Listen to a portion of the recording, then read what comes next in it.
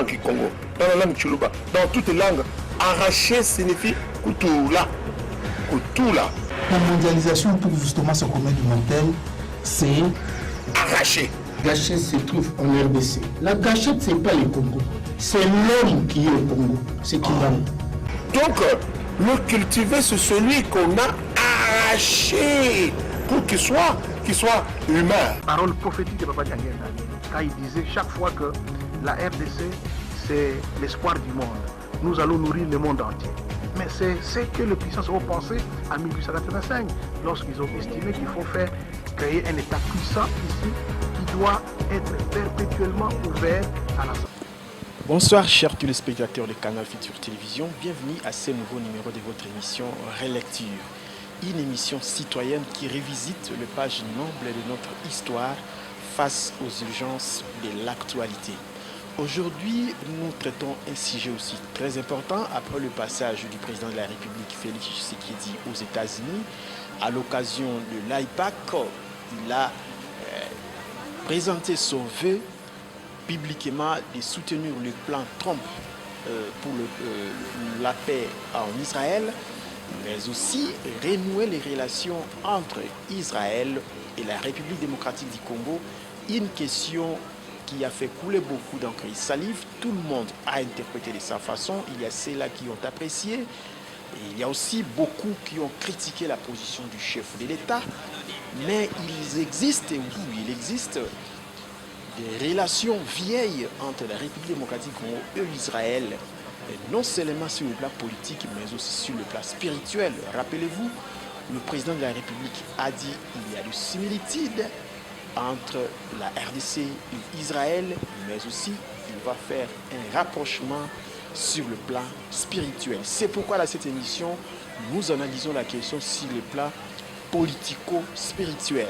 Sur le plateau, révérend Mayonatan Ngouzawosono, qui est un chercheur, historien et pasteur de l'église kimbanguiste, que beaucoup de gens ont déjà suivi au cours de cette émission et à Canal Futur Télévision. Révérend Mayona, bonsoir. Bonsoir, Papa Freddy.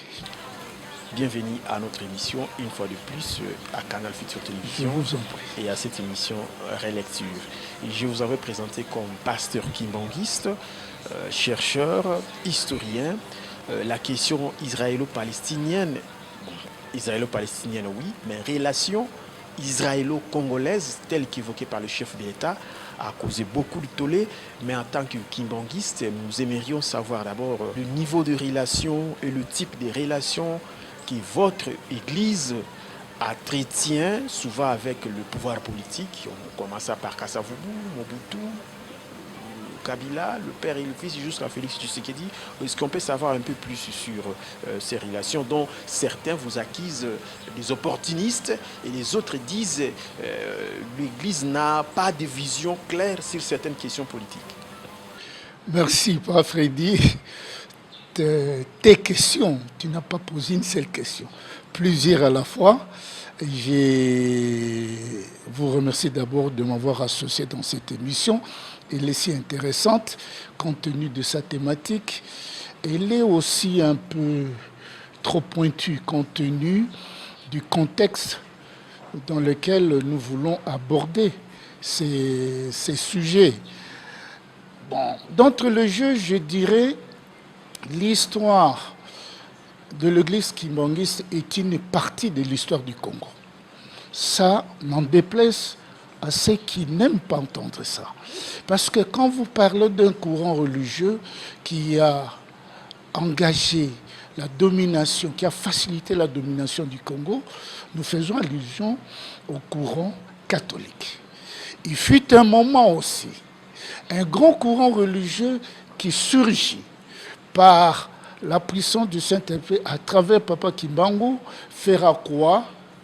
Va contribuer à l'émancipation, à la libération, à l'émancipation, c'est le terme, du Congo.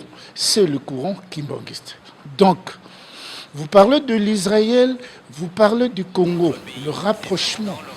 D'abord, le type de rapport que votre Église tient avec le pouvoir.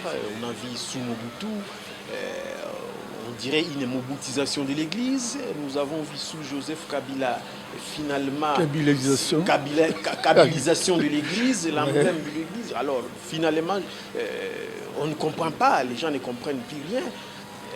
Finalement, opportunisme de cadres ou de dirigeants de l'Église, ou manque de vision, peut-être une neutralité qui n'est pas bien exploitée. Ben voilà, ce n'est pas l'opportunisme, encore moins manque de maturité. Parce qu'en 1921, quand Papa Kimbangu dit noir deviendra blanc, blanc deviendra noir, il n'y a rien de religieux. C'est la vision politique. C'est ce qui a fait que le Lumumba, les Kassavubu ont puisé dans ces savoirs de Papa Kimbangu le nationalisme congolais authentique. Donc il n'y a pas l'opportunisme. Le kimbanguisme n'est qu'un mouvement spirituel guide. Venons-en au rapport de Mobutu et l'église kimbanguiste et tout ça. Mais c'est la relation entre des individus. Il s'agit de Papa Diangenda et de Joseph Désiré Mobutu, remonte de 1950. Là, on est à Kananga, ex-Lulabo. Quand ils se sont vus, grâce à la facilitation de général Nkulufa, Mobutu va découvrir Papa Diangenda. Et ce qui va le marquer, il est le fils de Simon Kimbangu, dont la renommée était tellement imposante au Congo, au point où Mobutu était un soldat un peu turbulent, voulait découvrir, toucher et connaître là où se trouve Kimbangu. Alors, ces contacts feront en sorte que Mobutu ait même à Lubumbashi rencontré Papa Kimbangu en ayant dans sa jubilaire la lettre que Papa Diangenda lui remettra avec une somme de 30 francs, qui remettra à main propre à Papa Kimbangu, à Kasombo. Là, on est en 1950. Et après, qu'est-ce qui va se passer? Et mon Papa Kimbangu, après l'avoir interrogé, après justement avoir posé le geste là, a dit « Ok, rentre, allez voir mon fils. Il vous dira quoi ?» En rentrant, on est en 1950, je souligne bien. Papa Diangenda lui dira « Ah, ce que tu viens de faire, je ne sais comment te remercier, mais je te dis une chose. Les jours à venir, vous assumerez des grandes responsabilités dans ce pays. Mais ne soyez pas pressés. » C'est ce que Papa Diangenda dira à Mobutu en 1950, alors caporal. Il est allé étudier à Kananga à l'Info. En 1958, il va le lui rappeler. C'est le témoignage qu'il a toujours fait qu'il avait fait devant la tête de Papa Diangenda. Ok, ce rapport entre Papa Diangenda et Mobutu, depuis ce temps-là, rapprochait deux personnes. Deux personnes à deux visions différentes. L'autre visant la politique en son temps, l'autre extrêmement religieux. Et quand Mobutu prendra le pouvoir, les deux personnes vont continuer à collaborer. Et en 1958, c'est alors Papa Kimbangu et Papa Diangenda lui dira « Vous vous rappelez de ce que je vous avais dit à Kananga? Je le répète. Mais le jour où tu seras le chef de ce pays, n'oubliez pas les kimbanguistes. » Et c'est là où Mobutu avait un devoir de mémoire pour ne pas trahir l'église kimbanguiste, pour ne pas trahir Papa Diangenda d'abord, qui a beaucoup fait pour l'aider aussi, du point de vue moral, en les conseillant tout moment pour qu'il ait des attitudes de responsables. Merci, c'était très important cette précision, mais nous allons revenir sur la question, peut-être à la fin de l'émission. Évoluons d'abord avec notre thématique.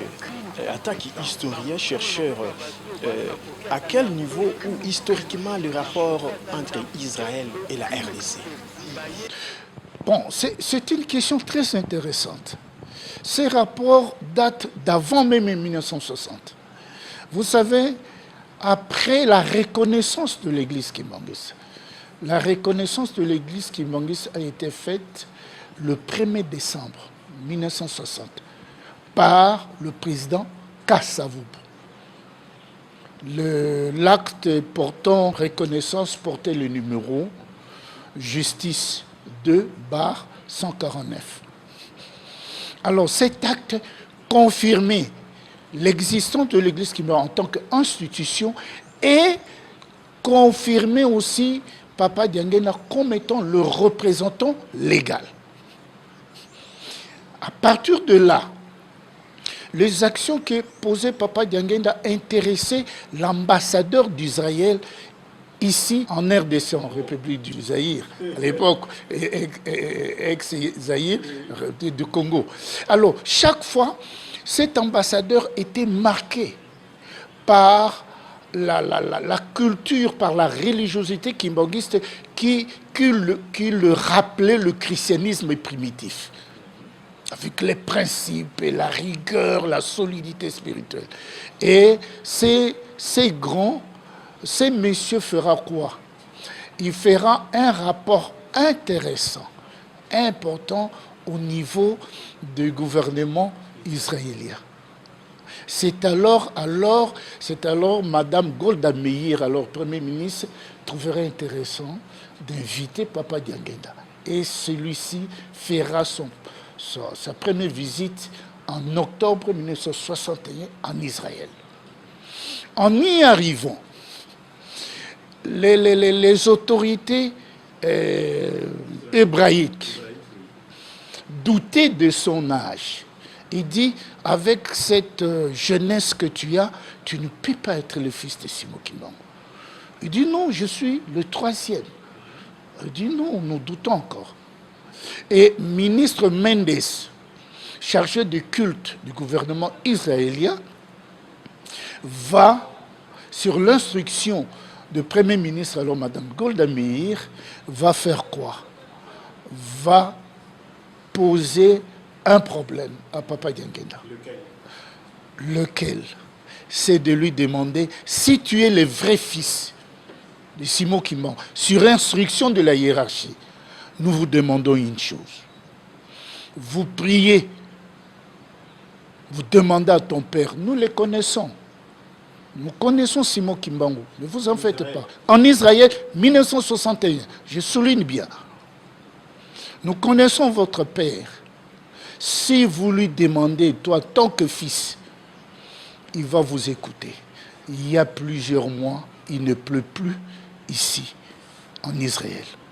Si il vous répond, nous allons croire que vous êtes son fils.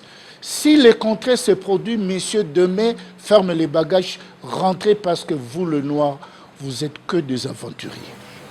Qu'est-ce qui arriva? Il arriva cette nuit-là, il a été accompagné de 4 personnes, Papa Dianguéna. C'était Mebeza,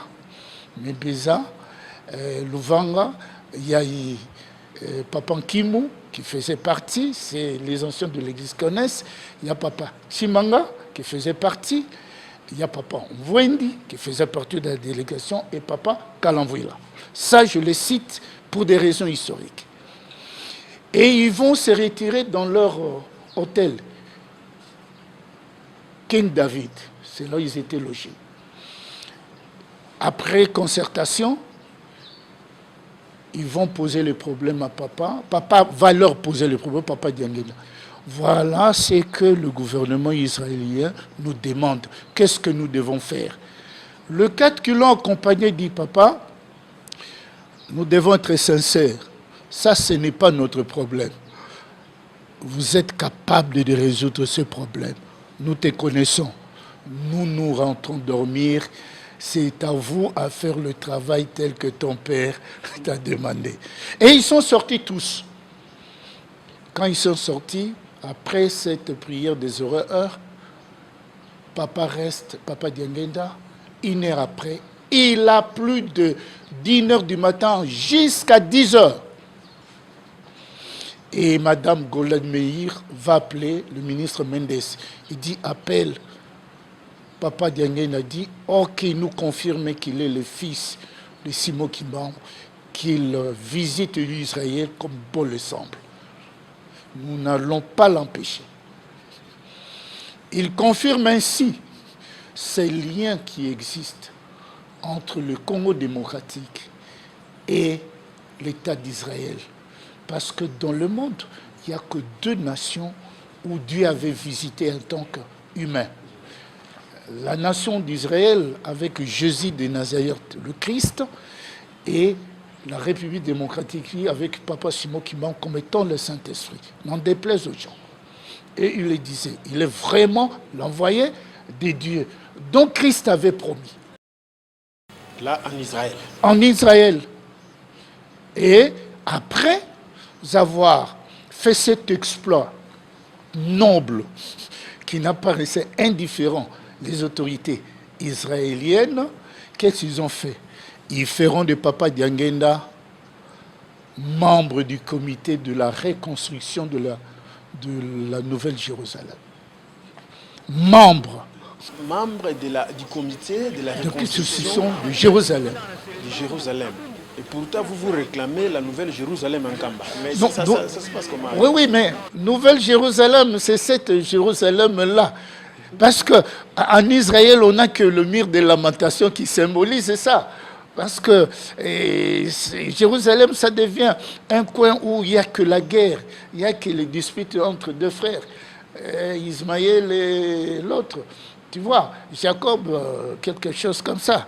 Mais pourquoi ils ont dit? Parce que ils savaient que Dieu, Christ a dit, j'enlèverai de vous des cieux et j'en donnerai à un peuple qui en fera le bruit. Et ce peuple-là, vous estimez que c'est les Congolais? Oui, mais je l'ai dit, tu prends Zacharie 8, 23. Quand tu lis Zacharie, il dit quoi?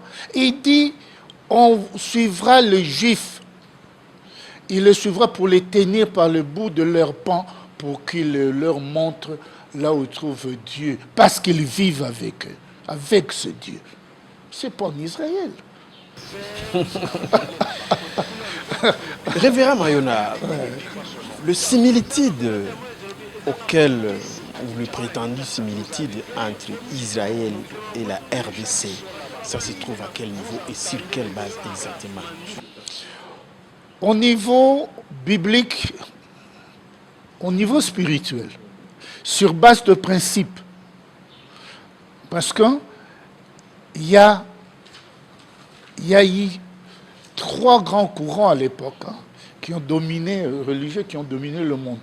Il y a le judaïsme, il y a l'islam, le catholicisme s'est invité et le protestantisme est issu du christianisme. Mais le plus grand, un des grands mondes, né en Afrique, grandi en Afrique et qui va vers l'Europe et le monde, c'est le kimbanguisme. Et un ambassadeur israélien, après être reçu par Papa Diangenda, nous dira ceci. Le kimbanguisme n'est qu'une forme revue et corrigée du christianisme. Parce que les kimbanguismes ont pu intérioriser le principe. Le principe n'est pas seulement de textes à lire pour plaire la liturgie, mais pour eux, c'est un fait, ce sont des actes qu'ils posent au quotidien. Ils vivent dans la loi, ils grandissent dans la loi. Et quand vous le visitez, leur liturgie est basée sur 2 choses. Il y a les chants, il y a la prière. Il rapproche le christianisme primitif. Et nous, les Juifs, nous nous identifions facilement à ça. C'est sur base de ce principe-là. Donc, il y a effectivement similitude entre l'Israël et la RDC sur le plan spirituel. Bien sûr. Mais pourquoi l'église kimbangiste a comme livre de chevet la Bible? Et Simon Kimbangu, Papa Kimbangu, avant qu'il soit déporté, qu'est-ce qu'il a laissé à nos ancêtres? On lui a demandé, maître, qu'est-ce que vous nous laissez? Te voilà partir. Il dit, non, je ne vous laisse rien, que la Bible. tout ce dont vous aurez besoin, vous regarderez, vous le consulterez dans la Bible.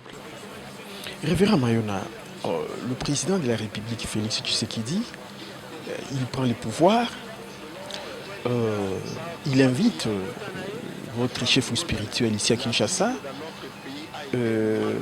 Quelques jours après, il répond aussi à l'invitation du chef spirituel, Ivan Kamba, où il a réitéré ce qu'il a demandé ici, et de façon publique, où il a reconnu Kamba comme source de paix, source de tout.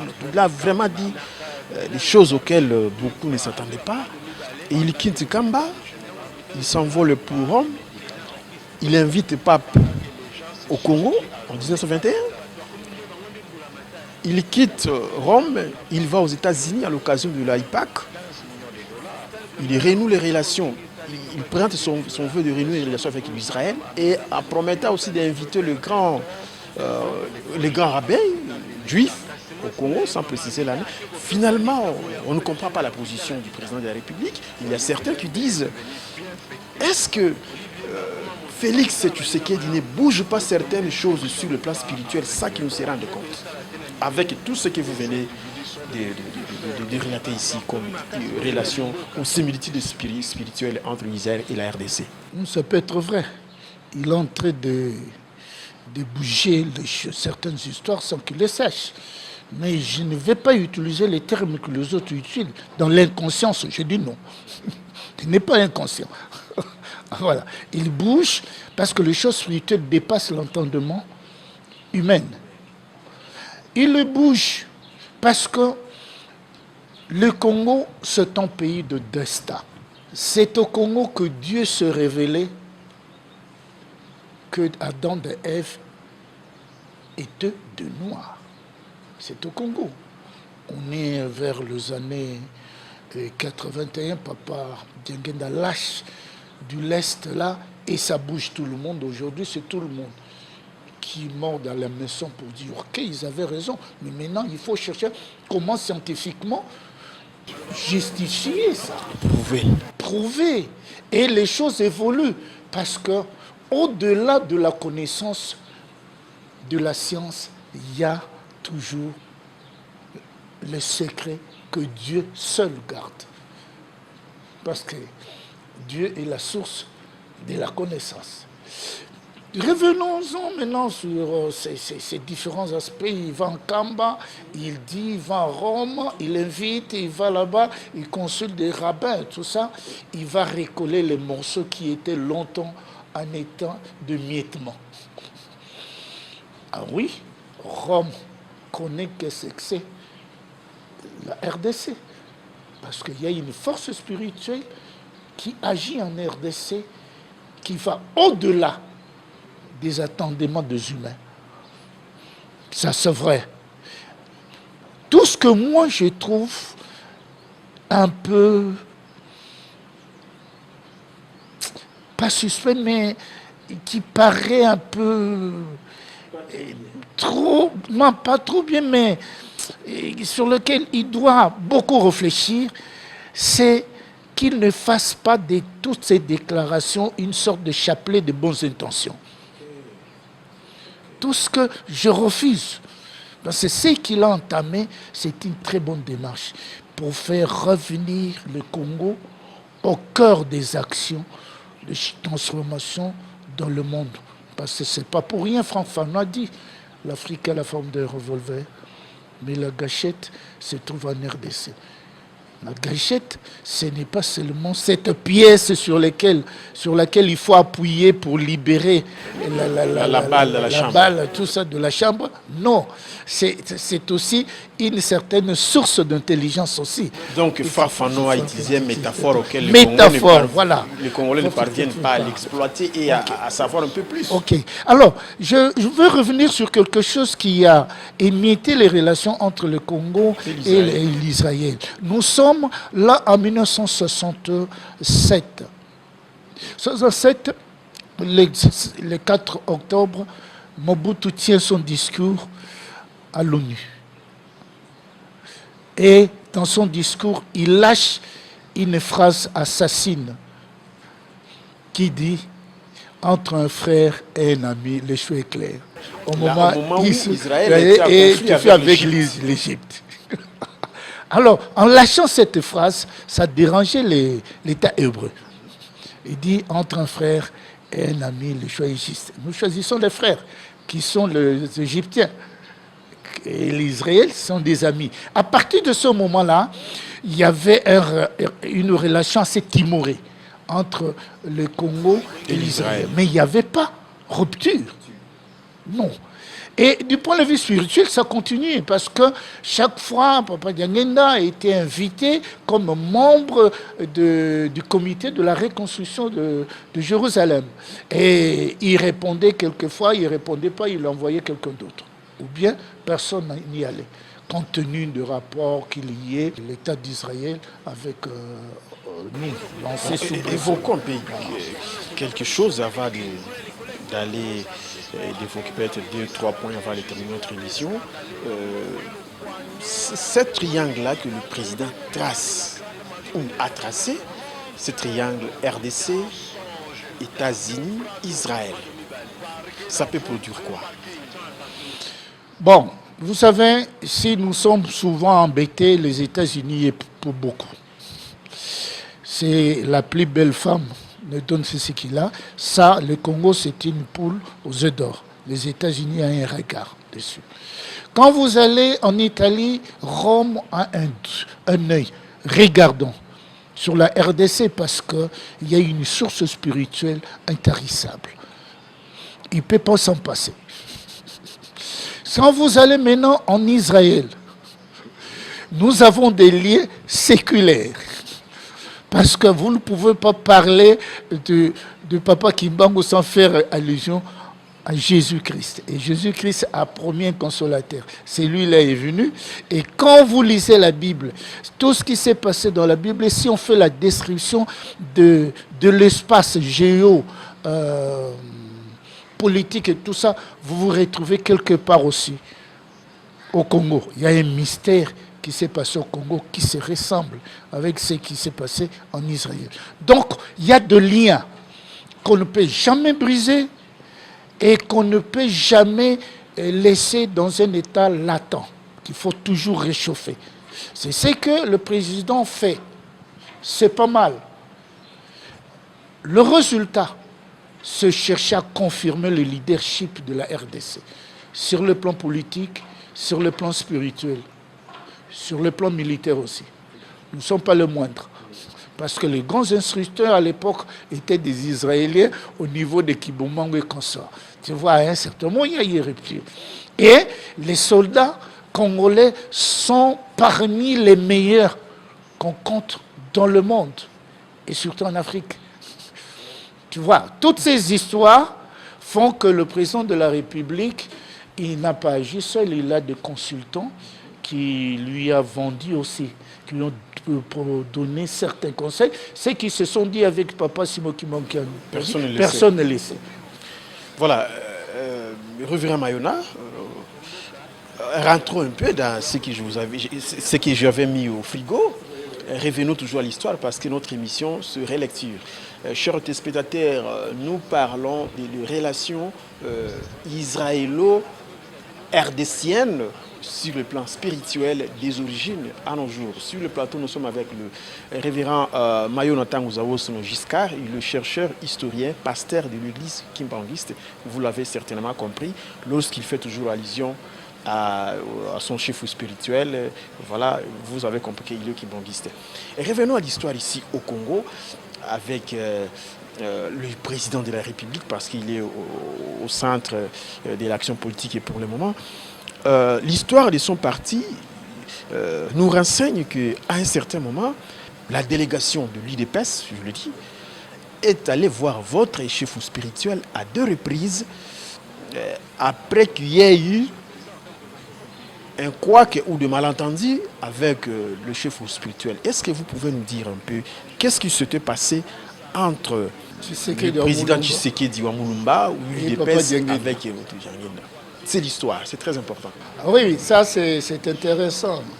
La question est vraiment très intéressante. Vous savez, la relation entre Papa Tshisekedi Wamulumba et Papa Diangenda, c'était des relations de bon voisinage. Papa Tshisekedi, professeur Pingaka Senda, c'est eux qui ont étoffé le manifeste de l'Ancélé. C'est eux qui ont étoffé ça, intellectuellement. Alors, ils ont donné des responsabilités sublimes au président de la République, au-dessus de tout. Alors, à partir de là, le président était devenu un maillon contrôlable. Et il a même oublié que le pouvoir dont il le réjouit était venu de Papa Kimbangu. Alors, à un certain moment, il dit non, parce que tu as fait preuve de cette surestimation et que le Pingaka Senda, Papa Tshisekedi et le premier secrétaire général du MPR, Madrandele Tanzi, il commençait à chercher à quoi? À ficeler, à scotcher Papa Diangenda. C'est comme pour l'empêcher à évoluer avec son église, parce que l'église prônait un peu cet esprit libéral. C'est alors, ils vont étatiser quoi? La jeunesse et consort. Les mesures seront prises. Il sera un jour, lors d'une grande manif à Nsélé, c'était aux environs de 1980-81 ou 79, une grande manifestation, et il était demandé à tout le monde de s'habiller en tissu frappé de l'effigie du présent fondateur. Et seul Papa Diangenda qui ne s'est pas habillé en ce tissu-là. Mais il était en abakos, frappé d'un médaillon de Mobutu. Et quand il voulait rentrer, c'est pas Tshisekedi dit non, tout le monde, tous les religieux, c'était Malou là, tout ce que vous voulez. En abakos de Mobutu. Tous en boubou frappés de tissu, frappés de l'effigie de Mobutu, sauf Papa Diangenda. Il dit non, éminence, mais vous devez rentrer pour aller vous habiller, tout ce que vous voulez. Non, mais moi j'ai mis le médaillon pour traduire ma loyauté. C'est pas seulement pour autant les tissus, tout ça. Et c'est là, Papa Diangenda lui dira à un certain moment, attention, c'est vous allez vous opposer à ces messieurs plus tard. Et pour aussi diminuer la dose de cette surestimation de Mobutu, Papa dira, je vais susciter quelqu'un qui va emmerder Mobutu au point que Mobutu ne pourra jamais l'abattre. Ah bon? Oui, il ne le tuera pas, mais il va le fragiliser jusqu'à ce qu'il perde cette influence qu'il a sur la masse. C'est le travail que Papa Tshisekedi a fait. Et les autres, il les a eus, mais sauf Papa Tshisekedi, il est mort de sa propre mort. Donc Mobutu n'a pas réussi à l'abattre. Donc il a bénéficié aussi de la protection grâce de Papa Diangenda. Bon, une question, parce qu'on me dit que nous sommes arrivés à la fin des temps qui nous a été imparti. 30 ans après, bon, même pas 30 ans, bien que 30 ans après, c'est son fils qui est aujourd'hui au pouvoir, bien que certaines personnes vous disiez chez vous qu'il aurait été maudit à cause de cet acte-là, le président Tshisekedi, malgré ça, il est allé quand même voir son éminence, et à 2 reprises, où il aurait, selon certaines informations, d'aller demander aussi les pouvoirs. Oui, ça c'est un secret pour personne. Bon, parce que Papa Diangenda avait en son temps une discrétion sans précédent. Même si quelque chose se fait, il vous dit, je ne veux pas l'entendre ailleurs. Par façon de manifestation des histoires que Dieu est en train de guider. Ce n'est pas faire des propagandes politiques. Ça, c'est vrai, il est allé, parce qu'après, il s'est ressaisi, Papa Tshisekedi, pour dire le pouvoir dans ce pays vient de l'Église, là. Et ils se sont arrangés pour aller le voir. Le jour où les autres, la délégation est allée le voir, c'était lors d'un culte, le papa a pris la parole pour leur dire, il dit, mon papa n'avait pas utilisé la violence pour avoir gain de cause. Donc il les invitait à ne pas utiliser la violence. Pour preuve, tu sais que des fils haïs le pouvoir sans la violence. Ce passage civilisé que vous dites, non, moi j'aime dire pacifique, pas civilisé. Donc il a été, on a récompensé voilà. le Mais bien sûr. Merci Révérend Mayonnaha. Nous avons sous nos chers téléspectateurs de Canal Futur. Je vous rappelle que nous avons reçu le Révérend Pasteur Mayonnaha Tanguzaonsono Giscard. Il est chercheur, historien, pasteur de l'église kimbanguiste. Avec lui, nous avons parlé de similitudes politico-spirituelles entre Israël et la République démocratique du Congo, des origines à nos jours.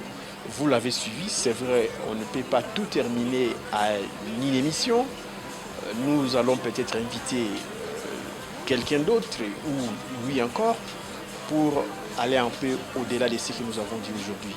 Merci à Trésor Zimambou, merci à Gloire Sanga, ils étaient tous à la caméra. Merci à toute l'équipe technique du Canal Futur Télévision. Et surtout, vous, chers téléspectateurs du Canal Futur Télévision. Langue Congo, dans la langue Chuluba, dans toute langue, arracher signifie Kutula. Kutula. La mondialisation, pour justement se commettre du Montaigne, c'est arracher. Gachet se trouve en RDC.